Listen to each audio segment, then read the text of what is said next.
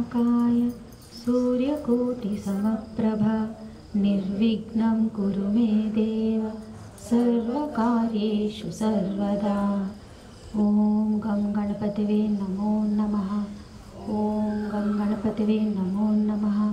ॐ गं गणपतये नमो नमः। ॐ नमः शिवाय। ॐ नमः शिवाय। ॐ नमः शिवाय। या देवी सर्वभूतेषु मातृरूपेण संस्थिता नमस्तस्यै नमस्तस्यै नमस्तस्यै नमो नमः। या देवी सर्वभूतेषु संस्थिता नमस्तस्यै नमस्तस्यै नमस्तस्यै नमो नमः। या देवी सर्वभूतेषु श्रद्धारूपेण संस्थिता नमस्तस्यै नमस्तस्यै नमस्तस्यै नमो नमः। या देवी सर्वभूतेषु बुद्धिरूपेण संस्थिता नमस्तस्यै नमस्तस्यै नमस्तस्यै नमो नमः। सदाशिवसमारम्भां शङ्कराचार्यमध्यमाम् अस्मदाचार्यपर्यन्तां వందే గురు పరంపరాం. నాకు జన్మనిచ్చిన నా తల్లిదండ్రులకి, ఇష్టదైవమైన నా లలితమ్మకి, నా గురువు సద్గురువుకి నా పాదాభివందనములు. నాకు అమ్మవారి వైభవం చాటి చెప్పిన శ్రీ సామవేదం షణ్ముఖ శర్మ గారికి, చాగంటి గారికి, జిఎల్ఎన్ శాస్త్రి గారికి నా సాష్టాంగ నమస్సుమాంజలి. ఇప్పుడు మీరు నాగసాధువులు ఉంటారు కదా, వాళ్ళు అంతే, ఏది లేదంటారు, కొంతమంది అన్నీ ఉంది అంటారు. సో అదైనా అంతే కరెక్ట్, ఇదైనా అంతే కరెక్ట్. యాక్చువల్లీ నేను అక్కడి నుంచి స్టార్ట్ చేయాలి. ఈరోజు హిందీ వాళ్ళకి పండగ, అటువైపు హిందీ ఉంది, కనిపిస్తుందా? కనిపిస్తుందా? మీకోసమే ఈరోజు నా హిందీ ప్రతాపం చూపించాను నేను. తర్వాత వద్దాం, ఎందుకంటే ఇవన్నీ చెప్పిన తర్వాత ఆమె ఏంటి అనేది అది కావాలి, అక్కడి నుంచే వస్తుంది అనమాట. నిష్ప్రపంచ, ఓ నాయన ప్రపంచం అంతా చేసి ప్రపంచంతోనే ముడి లేదంటే ఎట్లా? పిల్లల్ని పుట్టించి నా పిల్లాడితో నాకు సంబంధమే లేదంటే ఎట్లా? స్టార్ట్ చేశారు కదా పిల్లల పేరు మీద, సుకన్య, సమృద్ధి, ఎల్ఐసి పాలసీలు ఉన్నాయా పిల్లల మీద, పేర్ల మీద? ఈమె ప్రపంచం సృష్టించి ప్రపంచంతో నాకు సంబంధం లేదు అంటుంది, మీరేమో పిల్లలతో ఉంది. మీ ఇల్లు ఆస్తి అంతా బాగున్నాయా, కుశలమా, బాగున్నాయా? ఈమెకు దాంతో కూడా సంబంధం లేదంట. అది ఎట్లా కుదురుతుంది? పంచభూతాలు, పంచతన్మాత్రలు, పంచకర్మేంద్రియాలు, పంచ జ్ఞానేంద్రియాలు అంతా అదే కదా ప్రపంచం, అంతా అవే ఉన్నాయి. కానీ వీటితో దూరంగా ఉంటుందంట. అదేలా? ఇప్పుడు బంగారం ఉందా? నగ చేస్తారా, నెక్లెస్ దేంతో చేస్తారు? బంగారంతో చేస్తారు. సో దానిలో ఉంది కదా, బంగారం ఉంది కదా, బంగారం దానిలోనే ఉంది కదా, కానీ అది బంగారందా? నగంతా బంగారంతోనే చేస్తుంది, కానీ అది బంగారందా? తనది కాదు, అది లీనమై ఉంది నగలోనే బంగారం రూపంలో, కానీ అది తనది కాదు. ఇప్పుడు బంగారం నగ ఏం అర్థం కాకపోతే నిష్కామ, నిరాకుల, చింతలు, విరిగిపోతుంది, నిర్గుణ, భాగాలు, నిష్కల, అన్ని బంగారం నగ పెడుతూ పోండి. బంగారానికి వికారాలు ఏమీ ఉండవు. మీరు చేయించుకున్న నగ ఇరిగిపోతుందా? విరిగిపోవచ్చు కదా, దాన్ని ఎట్టబడితే అట్లా తిప్పుతారా? వికారాలు ఉంటాయి కదా. బంగారానికి ఉందా? ఇదంతా మీరు చేసిన నగకుందా? బంగారంతో చేసిన నగకుందా? అదే చెప్తున్నారు, బంగారానికి ఏం లేదు. మీరు దేన్నైతే తర్వాత దాని మీద పెడుతున్నారో, సూపర్ ఇంపోజ్ చేస్తున్నారు నగ దేంతో, దానికి ఇవన్నీ ఉన్నాయి అని. ఆ తర్వాత నిరాశ్రయ. నిరాశ్రయ ఫస్ట్ నామం ఏంటి? నిరాధార.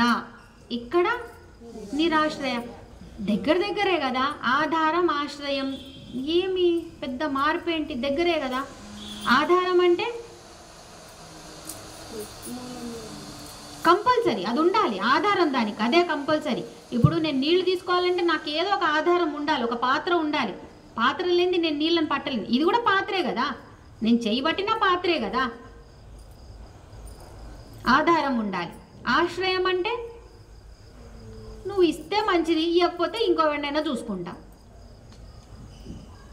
ఇప్పుడు తీగ ఉందబ్బా, తీగ కర్ర మీరు పెడితే దాని చుట్టూ వెళ్తుంది, మీరు పెట్టకపోతే పక్కన ఇంకేదైనా ఉంటే దాన్ని పట్టుకొని వెళ్ళిపోతుంది. అర్థమైందా? ఆమెనే ఆధారం, ఆమెనే ఆశ్రయం. ఒకటి కంపల్సరీ, ఇంకొకటి కంఫర్ట్. అలా ఉంటుందన్నమాట. ఇప్పుడు మీకు ఆధారం ఏంటి? మనకి ఏంటి ఆధారం? నేను మీకు గాలి తీసేస్తాను, ఏం చేస్తారు మీరు? ఇంటికి ఆక్సిజన్ సిలిండర్లు తెచ్చుకుంటారు. అంటే ఇప్పుడు గాలి ఆధారమా ఆశ్రయమా? ఆధారం. గాలి లేకపోతే బతుకుతారా? ఆధారం అనేది కంపల్సరీ. పంచభూతాలు ఇవి మీకు ఉండాలి. అగ్ని లేకుండా వంటలు చేయండి, అగ్ని లేకుండా హోమాలు చేయండి, యజ్ఞాలు చేయండి, చేయలేరు. గాలి లేకుండా బతకగలరా? బతకలేరు. భూమి లేకుండా ఎక్కడ ఉంటారు? భూమాత లేకపోతే, మిమ్మల్ని గ్రావిటీ లేకపోతే గాల్లో ఉంటారా? స్పేస్లో ఉండలేరు. సో పంచభూతాలు మనకి ఆధారం, కంపల్సరీ ఉండాల్సిందే. నీరు లేకపోతే ఏం చేస్తారు? ఆల్రెడీ మనకు ఆధారం కావాల్సినవన్నీ ఉన్నాయి. ఇప్పుడు మన తపనంతా దేనికి? ఆశ్రయం కోసం. అంటే ఇల్లు, వానం, బట్టలు ఇవి లేకపోయినా నడుస్తుంది కదా. అరుణాచలం వెళ్ళారబ్బా, ఏం లేదు, బస్సు దిగారు, లేట్ అయిపోయింది, గిరి ప్రదక్షిణ కూడా కుదరదు. ఏం చేస్తారు? బస్ స్టాండ్లో పడుకోరా? బాగా నిద్ర వస్తుంది, పడుకోరా? ఇక్కడంటే మొహమాటం, పడుకోవాలంటే తెలిసిన వాళ్ళు కదా, ఏమనుకుంటారు. అక్కడేముంది, ఇదే వేసుకొని ఇలా వేసుకొని పడుకుంటాం కదా. బ్యాగ్ని మాత్రం కొంచెం ఇలా వేసుకుంటాం, ఎక్కడ కూడా తీసుకెళ్తాడో. అంటే ఇవన్నీ కూడా లేకపోయినా ఉండవచ్చు. ఆధారం అనేది మాత్రం కంపల్సరీ ఉండాల్సిందే. కానీ అమ్మ రెండూ కూడా, ఆధారము, ఆశ్రయము. ఇప్పుడు నెక్స్ట్ ఏంటి? నిత్య శుద్ధ. ఇదేంటి నిత్య శుద్ధ? ఏంటి? ఎప్పుడు శుద్ధం అంటే మనం శుద్ధం కాదా? కాదా? సరే, ఇప్పుడు మీరు అమ్మవారికి పండు నైవేద్యం పెడతారా? పండు పెడతారు కదా నైవేద్యం. పండు శుద్ధం కదా, అందరూ ఒప్పుకుంటున్నారా పండు శుద్ధమని? సరే, ఇప్పుడు పండు శుద్ధమా కాదా? మంచిగా కడిగి పెట్టారు కదబ్బా, కడిగి పెట్టారు కదా. ఇప్పుడు నేను అంటాను, ఆ చెట్టు దానికి అవసరం లేదని విసిరేసింది, అవసరం లేదని విసిరేసింది అంటాను అప్పుడు. లేకపోతే అది ఉమ్మేసింది అంటాను అప్పుడు. మీరు తెంపుకొచ్చారు, అది విసిరేసింది, అది కూడా నాకొద్దు ఇది అనేసింది అంటే అది శుద్ధం ఎలా అవుతుంది? మీరు శుద్ధమని కడిగి పెడుతున్నారు, చెట్టు నాకు ఇది అవసరమే లేదండి. అవసరం లేదంటే అదేదో తేడా ఉండాలి కదా. అప్పుడు మరి ఏంటి అది పండు మీరు పెట్టింది శుద్ధమా కాదా? అసలు అశుద్ధం అనేది లేనే లేదు. మీరు ఎలా అనుకుంటే అలా, మీ అభిప్రాయం. సరేనా? అంటే అదే చెప్తున్నా, మీరు ఎంత శుద్ధం అనుకుంటారో ఇంకో చోట అది ఏదో ఏమంటారు, అశుద్ధత ఉన్న కూడిన పనే ఉంటుంది. ఇప్పుడు ఏది మంచి ఏది చెడు అంటారు. మీకు మంచి అనిపించింది వాళ్ళకి చెడు అనిపించవచ్చు కదా.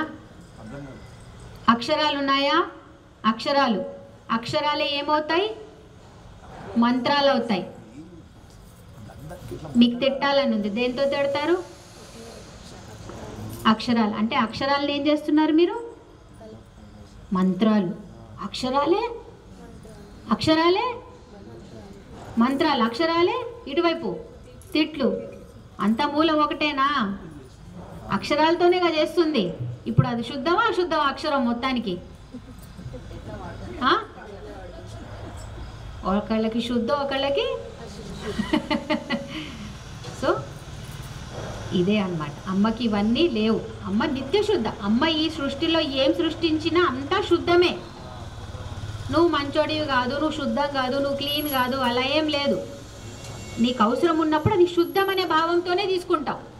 నీకు అవసరం లేనప్పుడు నువ్వు 10 వంకలు మాట్లాడతావబ్బా. అమ్మ దగ్గర అవన్నీ లేవు. నిత్య బుద్ధ. ఇదేంటి? బుద్ధి అంటే గుణం, అంటే క్వాలిటీ. బుద్ధి అంటే జ్ఞానం. సో ఎప్పుడు జ్ఞాన స్వరూపిణి. ఇప్పుడు ఎల్ఈడి బల్బ్సా?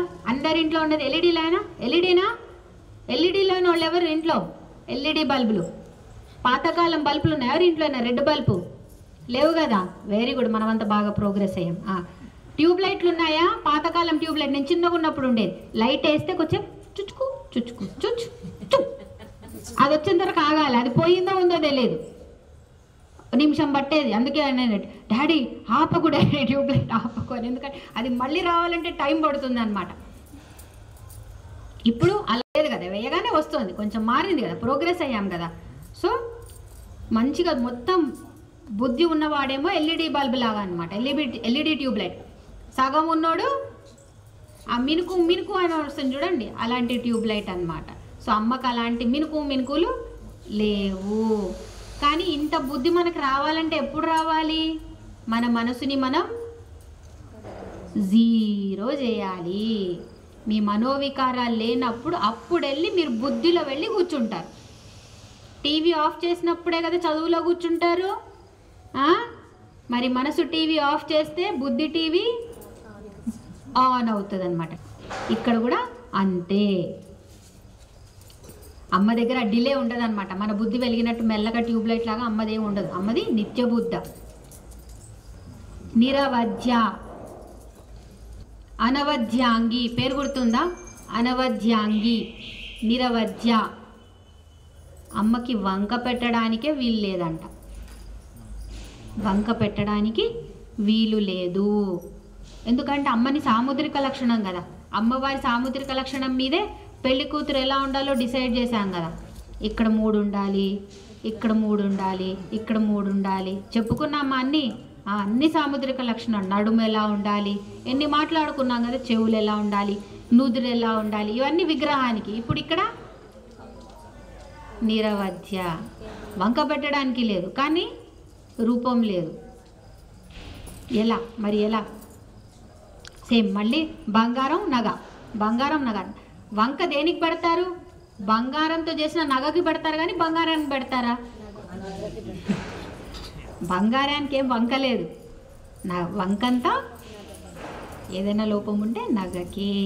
నిరంతర, ఎప్పుడు ఉండేదంట. అంటే ఆమెకి ఆది మధ్యమ అంతం లేదు. మనం అంతే, మనం పద్ధతి ఇలా చేసుకుంటాం కదా. ఇప్పుడు నేను ఇలా చూశాను అనుకోండి, ఇక్కడ చూసింది నేను చూడలేను, ఇదే చూడగలను.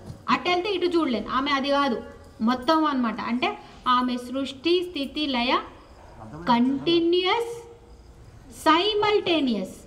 ఇంగ్లీష్ పదాలు వాడాను, అర్థమైందా? కంటిన్యూస్ అంటే ఎప్పుడు, సైమల్టేనియస్ అంటే కంటిన్యూస్ అంటే ఎప్పుడు, సైమల్టేనియస్ అంటే అన్నీ కలిపి దీని తర్వాత కాదు, అన్నీ చేస్తుంది, మళ్ళీ అన్నిట్లో అన్నీ కలుపుతుంది. అంటే మీరు వంట చేస్తారు కదా, వెరీ గుడ్. వంట మీకు 4 బర్నర్ల పొయ్యి ఉందా? 4 బర్నర్ల పొయ్యి ఉందా?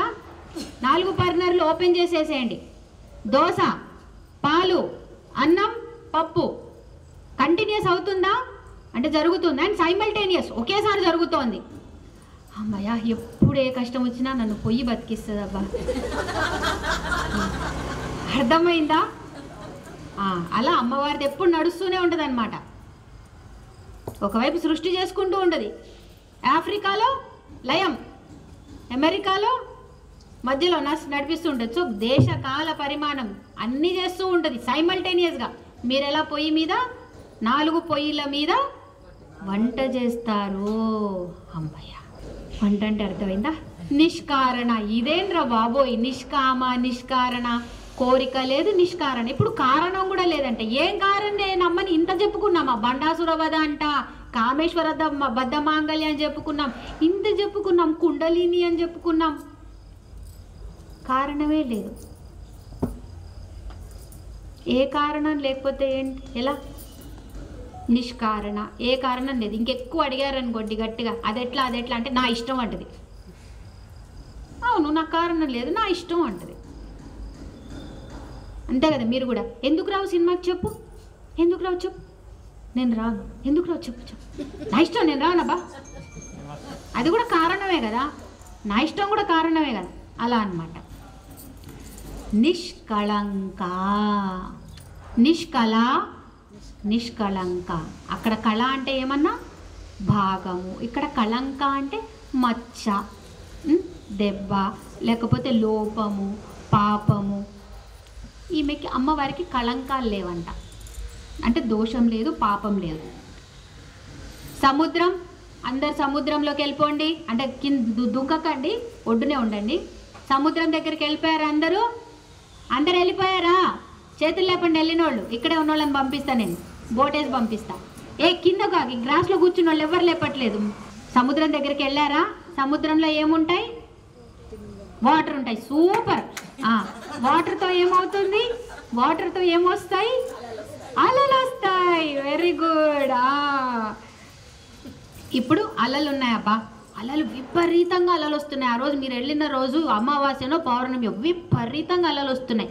సముద్రం కనిపించట్లేదు, మంచి శాంతంగా ఉన్న సముద్రం కనిపించట్లేదు. అలల్ని తిడతారా? అలలు ఎక్కడి నుంచి వస్తున్నాయి? సముద్రం నుంచే వస్తున్నాయి కదా. అలలు ఎక్కడి నుంచి? సముద్రం నుంచే వస్తున్నాయి. సో అలలన్నీ శాంతపడితే అప్పుడు మీకు సముద్రం కనిపిస్తుంది. ఇప్పుడు సముద్రం ఏంటి? అమ్మవారు. సముద్రం అమ్మవారు, నిష్కళంక అన్నాను. కళంక అంటే ఏదో కళంక ఉండాలి కదా. అమ్మవారినేమో సముద్రం అన్నాం. మరి కళంక ఏంటి? కళంకం ఏంటి? ఆ దోషం ఏంటి? అలలు.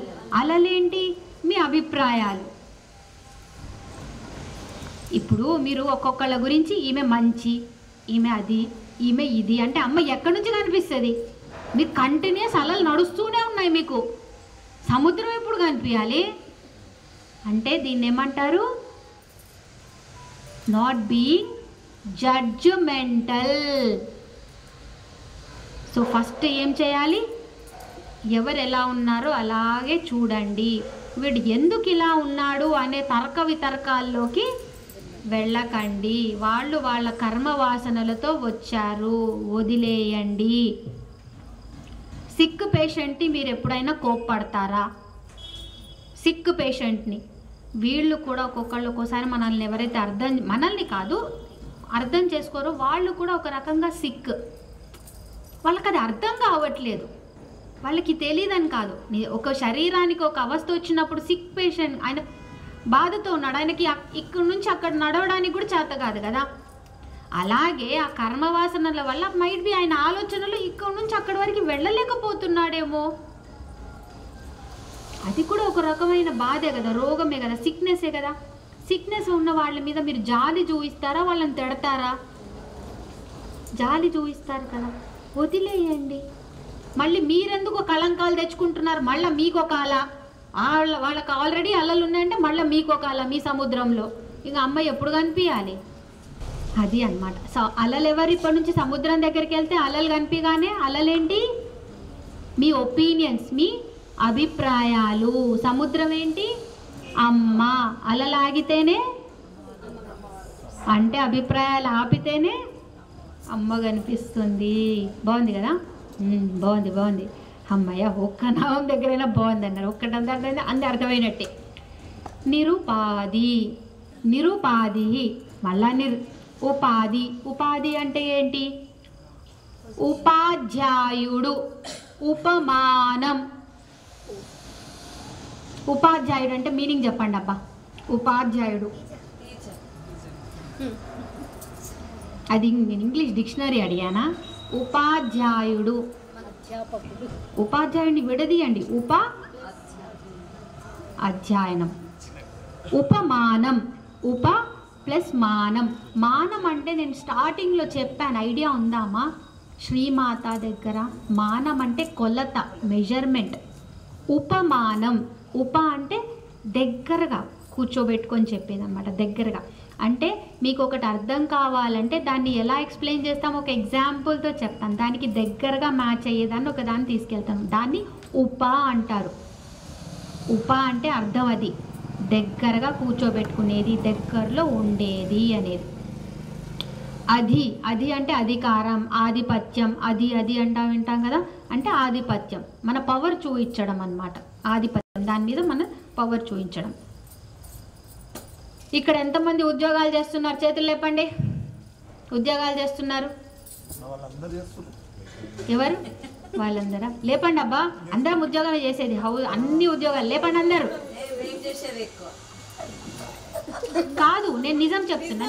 నేను దీనికన్నా మీకు కనీసం 5 o'clock అంటే బయటికి వెళ్ళగొడతారు, లాక్ వేస్తారు. 12ంటికి వచ్చి కూడా ఇంట్లో పని ఉందంటే చేస్తాం. అంటే ఉపాధి ఉందా? ఉద్యోగం ఉందా? దేనికి చేస్తున్నారు ఉద్యోగం? డబ్బులు. డబ్బులు అంటే ఏంటి?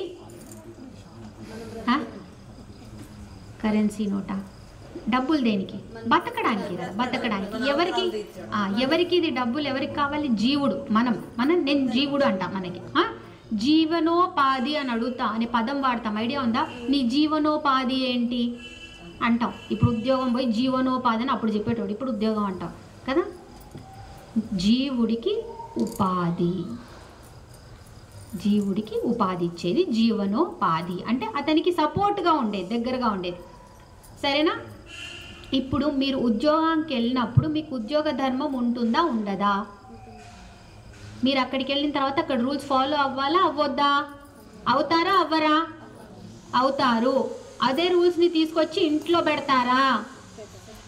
ఉద్యోగం చేసే వాళ్ళు ఎవరు లేరా ఇక్కడ? ఆఫీస్ రూల్స్ తీసుకొచ్చి ఇంట్లో పెడతారా?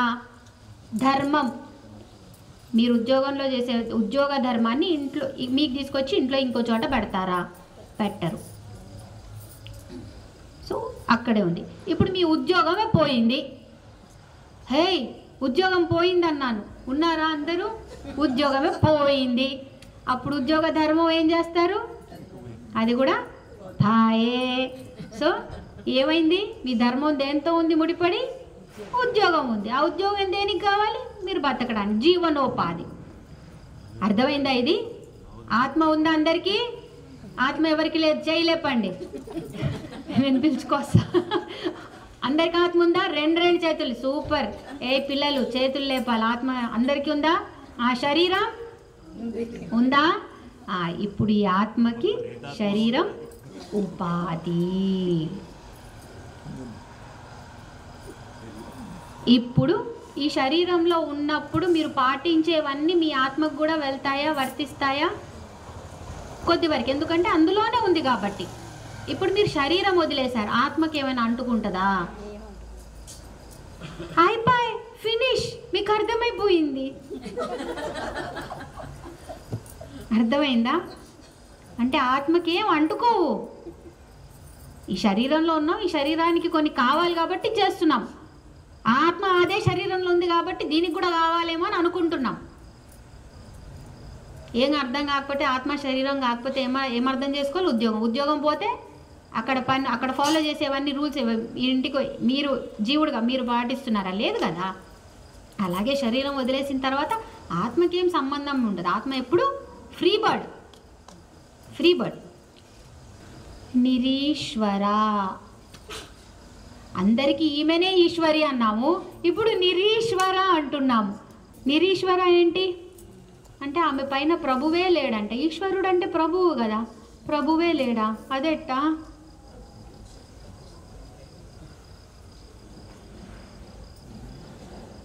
వచ్చి అక్కడ బొమ్మ చూసారా? ఆ బొమ్మని బాగా అంటే నా ఆర్ట్ యాక్చువల్లీ చాలా బాగుంటుంది. అయినా మీరు ఏమైనా అప్రిషియేట్ చేయగలిగితే, అక్కడ ఒక ఆమె చీర కొంచెం డార్క్గా ఉంది, అందుకే అలా వచ్చింది. ఆమె అక్కడ ఉంది చూడండి.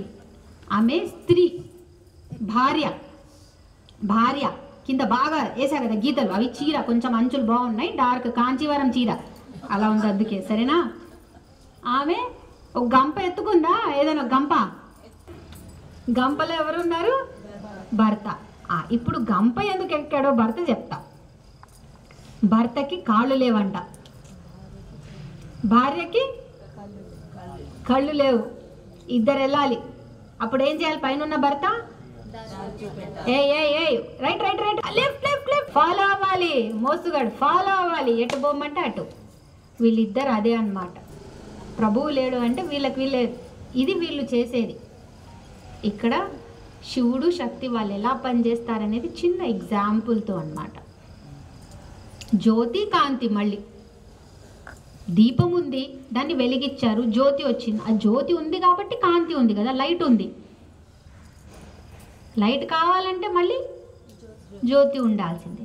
జ్యోతి ఉంది అంటే కాంతి ఉన్నట్టే.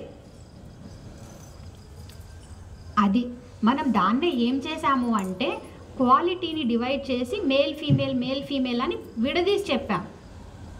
అదే బయటికి వచ్చేసరికి ఆడమగ అని వచ్చింది. ఓం శ్రీమాత్రే నమః.